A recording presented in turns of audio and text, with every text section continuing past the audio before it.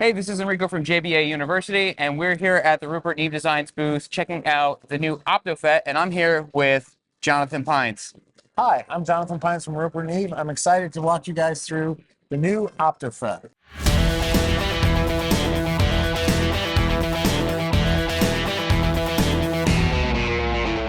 So let's talk about the why. Why an OptoFET? We make records. Those of us who are lucky enough to do this make records using what we like to call dual stage compression. So we like to run one or two compressors in series because we want to use the different elements and tonalities of these pieces. The most common example is a FET compressor into an optical compressor. Why would you do such a thing? You want the drive and forwardness of the FET compressor to marry with the smoothness and glue of the optical compressor to get the best of both worlds. Now, with that in mind, we decided to do all that, but we wanted to provide you with some extra tools, which we'll talk about.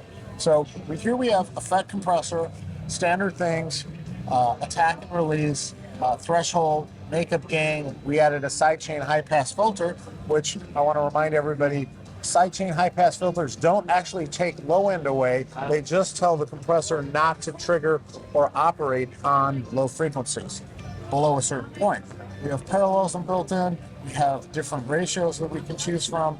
And usually, too, this is very, very fast. Actually, faster than many popular FET compressors. It'll go to 100 microseconds, which is as close to a brick wall as we're going to get, and that's to be able to do some cool effects thing with it. On the other side, we have an optical compressor, and for the optical compressor, somewhat unusually, many optical compressors only have threshold and makeup gain. We have very variable attack and release, a couple of carefully chosen thresholds, again threshold, again makeup gain, again a sidechain high-pass filter, and a blend control for parallel compression. All of this would be amazing, but we added a couple of super cool features. There's a button here called flip, so you can flip the direction of them. Start with the classic, which is the FET into the opto, switch it around and have the opto into the FET. What do you get out of running each series of orders? You're combining tonalities because you're combining different attack and release times, some of which are not necessarily linear, can be complex, i.e. for an optical compressor, they're not linear. Its release time is typically very fast and then slows down as the light element decays. You also have different tonalities from the actual compressor elements themselves. Opto compressors tend to be round, newer, often referred to as an invisible hand for level. And a FET compressor is renowned for its ability to pop something forward, pull it out in the mix, and make it much more audible and or aggressive. So when I'm running these two sections in series, what's the benefit of running FET first versus running opto first? Generally, you want it to pop out, and then you want the opto to kind of level everything and keep it all very smooth. And it allows you to basically decide how much glue you want on it versus the coming forward portion of it. Okay. Does that make sense? Yeah. Great. So that's a quick overview of it. We do have a couple of mystery buttons, grit and bloom, and we have the thing that makes this really unique and no one else has, which is instead of being in series, one into the other, these are now running in parallel and there's a crossover. Why would we do this? So the idea here is that let's say I'm recording a bass guitar and I want my upper strings to pop out and compete against a bunch of electric guitars and punch through the mix somehow. And I'm going to use that to bring that out, but then I still want my low string to not be as affected or as forward and be rounder and more gluey. So you get the best of both worlds. If you take this a little farther and think about doing it on vocals, you can use it to really sculpt the tonality of the vocal without ever touching an equalizer or swapping out mics. A lot of flexibility. You can also switch the order of that. So you can decide this is the low frequency, this is the high frequency, or this is the low frequency, this is the high frequency. So you have a lot of choice there. Then finally we have a button for grit bloom. And when people look at this, most of the time they think, oh, you've put silk on your compressor. Yeah. There is an element of the output transformer being driven like silk is normally, but that's through the gain staging and the different controls we have. What we're actually doing there is changing some of the smoothing on a FET's kind of unruly. Yeah. It's not the most normal type of compression. So we do something called smoothing of the side chain. And what that means is it evens out its performance and makes it much less unruly and more correct. But because we're Rupert Neve Designs and we like to have fun, we also like to get things to be unruly and exciting. So when you engage this, it really goes crazy. It's a lot more. And I noticed too, like the sidechain filter. On that, it actually does take that away. The other thing it does is, because these are harmonically based on the harmonics of the input signal, it also gives you even more of that mid-range drive. So is this like out of control over the top?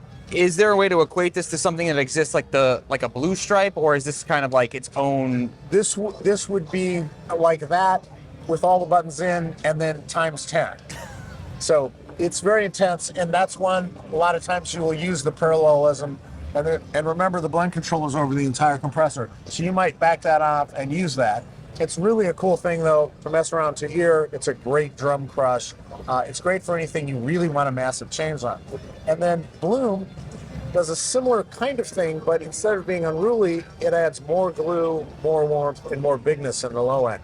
So you might be able to change it from, say, a solid state optical compressor to a tube optical compressor in terms of the tonality. Okay. The classic solid state ones are a little tighter for things like electric guitar. The optical ones are the tube ones are a little bit warmer for things like vocal performance. And you can use these together. Because you have so much power with the sidechain high-pass filter, the parallelism, the actual corner frequency of the filter, and how it's performing, a lot of things. Okay, so when you engage Bloom, it actually doesn't. It doesn't change on that one. Yep. Because there's some electrical reasons for what's going on. This gets so unruly, it destabilizes that function. Wow. So the other thing to remember, and that we don't do this on everything, is we have an input level control, plus or minus 12. We have an output level control, but we also have a level control on each compressor itself for makeup gain. So there's your makeup gain, here's your overall input trim, here's your overall output trim. You can create a lot of gain through this piece, hence the requirement to have something to bring the entire thing back down to match it more. And we do have an entire hardwire bypass of the entire pack. I just thought of something. So, since each of these sections has its own input, can I, like, say, defeat like the FET input, leave on just the opto, and use the crossover and kind of cheat the sidechain compression a little bit? Yes, and you can use it in that mode. You can use it to say, I just want the compression to be more high frequency. Say, use the opto as a de-esser in that example. Say, I have the opto on the high side. I'm not doing anything in the low end here. Yeah. You can do it. And you can do variations of that because you can engage it, keep the threshold up very high, so it's not doing it, but you get the sound and the drive of the FET. So there's really a ton of ways to get different sounds and different tonality out of it. And, you know, Enrique, you and I have talked about this before. If we're going to a desert island and we have a choice, I can bring a compressor or an equalizer. I'm always going to choose a compressor because I can figure out through different mic choice, different mic placement, for tonality and controls on the instrument, how to change the sonic characteristics of the EQ, but I can't create compression any other way. Yeah. So for me, this is a real desert island thing. And for a lot of folks watching JBA University, any of you in the live sphere, this is heaven, because instead of 5 rack spaces it's one. and $8,000, it's 1 rack space and $2,000. So it's affordable, gives you all the options. It's wonderful for a fly rack. Because again, you're trying to carry it. It's narrow depth, so it will fit a fly rack. We've thought of all these things because we know your customers. So, like a typical combination would be the FET into the opto, as you mentioned. What would you kind of recommend as like a starting point for like a vocal chain in that scenario? Okay. I know we're not hearing anything, and I'll pass some audio through, but just as like a starting point. A slower attack on the FET side, fairly fast release.